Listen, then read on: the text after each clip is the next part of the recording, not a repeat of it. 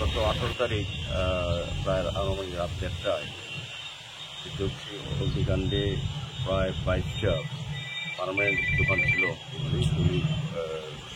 এবং দুটি কম দোকান ছিল অস্থায়ীভাবে তারও আগুন।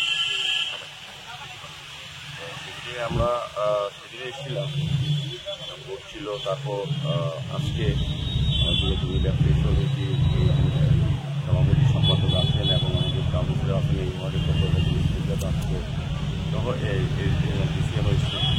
তো আমরা যারা ক্ষতিগ্রস্ত ব্যবসায়ীদের কথা বলেছি, তাদেরকে লিস্ট নিয়ে আমরা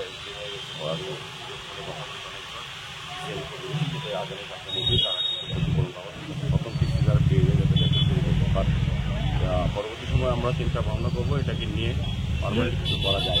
সমস্ত সেগুলি এখানে প্রায়ই আগুন লাগে, আমরা চাইছি এটা পারমানেন্ট সলিউশন এবং এই জায়গায় অনেক জায়গায় আছে, এটা ভালো মার্কেট করা যায় কিনা তাদেরকে নিয়ে বাকিগুলি রেখে দেবো। যারা রাস্তা করে